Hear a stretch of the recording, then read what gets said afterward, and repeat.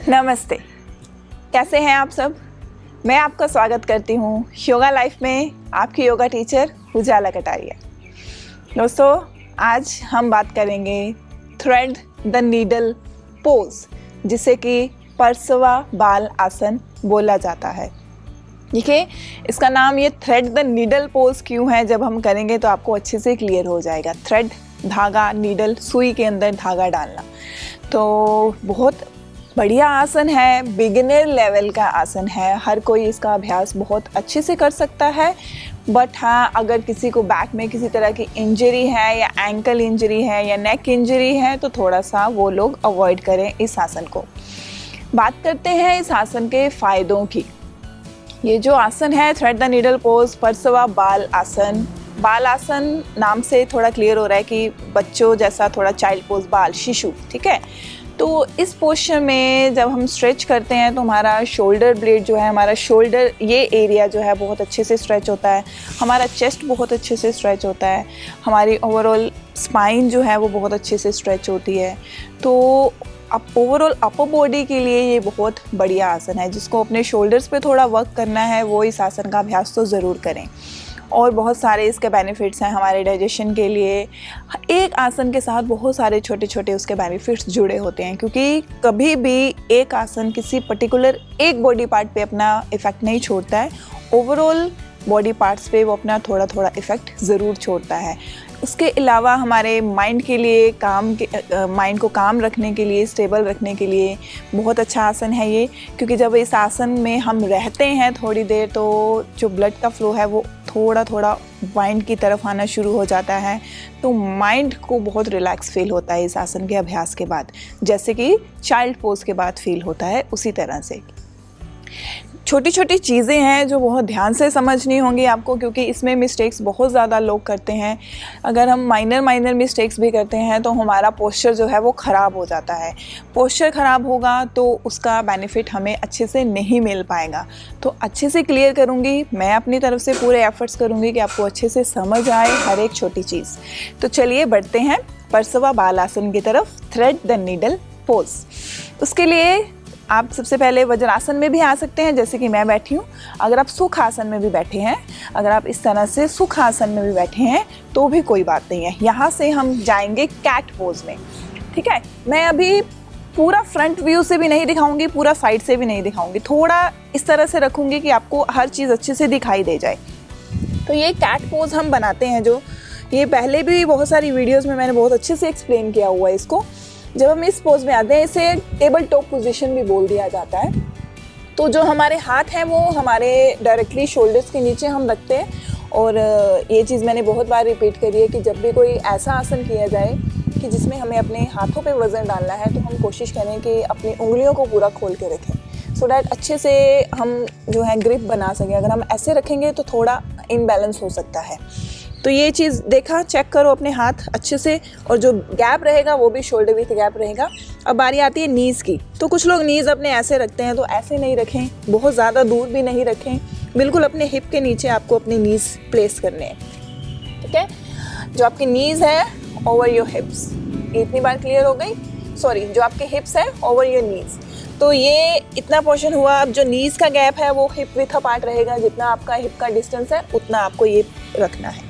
अब उसके बाद हम क्या करने वाले हैं, ये तो एक तरह की हमने बना ली नीडल, ठीक है। अब इसमें थ्रेड कैसे डालना है, थ्रेड हम अपनी आर्म्स के साथ यूज़ करेंगे, उसको थ्रेड बनाएंगे। तो मान लीजिए जैसे मुझे अभी से अपनी लेफ़्ट आर्म के साथ करना है, लेफ़्ट आर्म, ठीक है। ध्यान से सुनना है, समझना है, फिर करना है। अगर आप साथ साथ करना चाहते हैं तो भी कर सकते हैं। अभी लेफ़्ट आर्म करूँगी तो राइट हैंड को बस लिटिल बिट, थोड़ा सा मैंने आगे की तरफ किया, बहुत ज़्यादा आगे नहीं लेके जाना है, बस थोड़ा सा इसको मैंने इस हाथ से थोड़ा सा आगे की तरफ इस तरह से शिफ्ट कर दिया, बस इतना किया। क्योंकि ये जो नीडल का पार्ट है इसको मैंने थोड़ा सा बड़ा कर दिया, बहुत ज़रा सा। अब ये वाला हाथ मुझे इस नीडल के अंदर थ्रेड बना के लेके आना है, और तब तक लेके आना है अनटिल जब तक आपका शोल्डर और आपका कान ज़मीन पे टच ना हो जाए, ठीक है। एक बार मैं अभी आपको करके दिखाती हूँ। ये हम तब तक बाजू अंदर की तरफ लेके आएंगे इस तरह से पूरा। देखो अभी बाजू, कंधा मेरा अभी ऊपर है, तो जब तक मुझे लेके जाते रहना है, इसको जाते रहना है, तब तक मेरा शोल्डर नीचे ना लग जाए, अभी शोल्डर नीचे लग गया, अब मेरा कान भी नीचे लग गया। तो ये हुआ पोस्चर। फाइनल नहीं हुआ अभी, ठीक है। ये अभी मैंने बताया कि आपको थ्रेड कैसे डालना है, इतना हुआ। अब इसमें मिस्टेक्स क्या होती हैं, लोग जब इस तरह अपनी बाजू को जब इस तरह लेके जाते हैं अंदर की तरफ, तो वो खुद पीछे चले जाते हैं और यूँ हो जाते हैं, ठीक है। देखो बाजू कहाँ रह गई, पीछे रह गई और खुद पीछे चले गई। ये पोस्चर गलत है, हमें पीछे नहीं जाना है। अपने हिप को पीछे मत लेके जाइए। आपकी हिप जो है वो आपके नीज़ के ऊपर ही रहने चाहिए, इनको पीछे नहीं लेके जाना है। तो इस बात का पहले तो ध्यान रखेंगे, इसको पीछे नहीं लेके जाना, बिल्कुल इसी तरह अपना स्पाइन जो है सीधा रखते हुए खुद नीचे आना है, इस तरह से। ये बात क्लियर हुई। जो ये हाथ था वो देखो बिल्कुल पूरा इसी तरह से सीधा है जैसे मैंने रखा था। तो इतना हुआ। ये जो पहली गलती मैंने बताई कि लोग पीछे चले जाते हैं, इसका आपको ध्यान रखना है। अब जो दूसरी गलती हम करते हैं वो क्या करते हैं वो देखिए।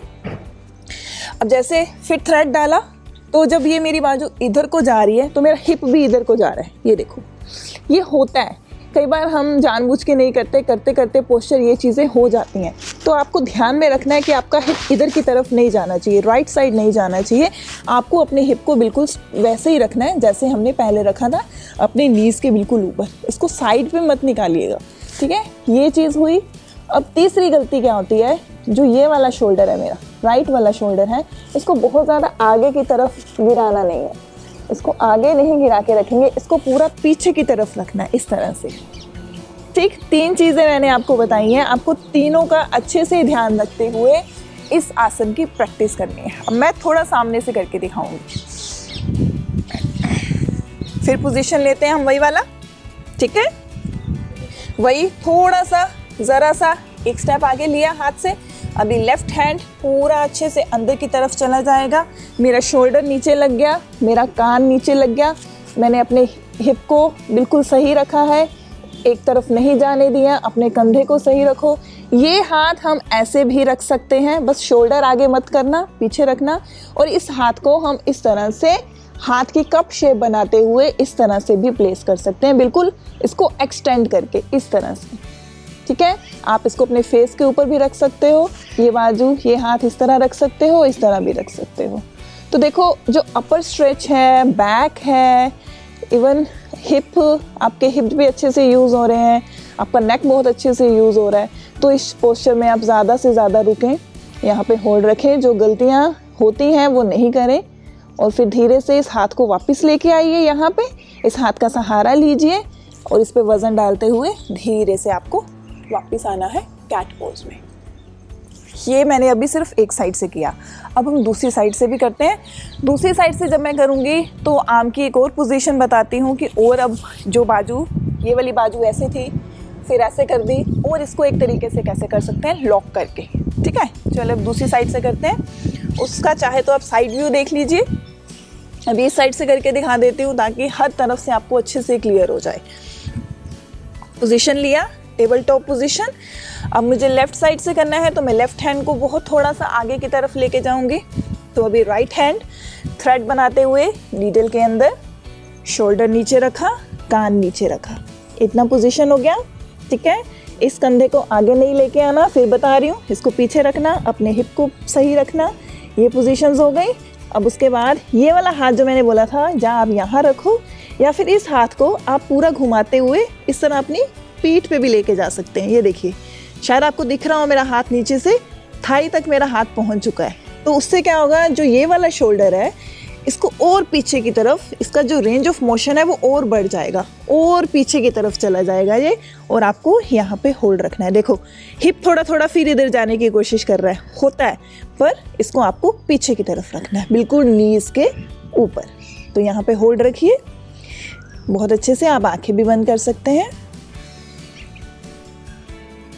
30 सेकेंड्स, 1 मिनट, जितना आप अच्छे से कर पाएँ उतना करें। उसके बाद फिर धीरे से हाथ यहाँ पे वापस लाइए, इस पे वज़न डालिए और धीरे से सीधे हो जाइए। यहाँ पे आना है तो थोड़ा सा चाइल्ड पोज में रिलैक्स कर लीजिए।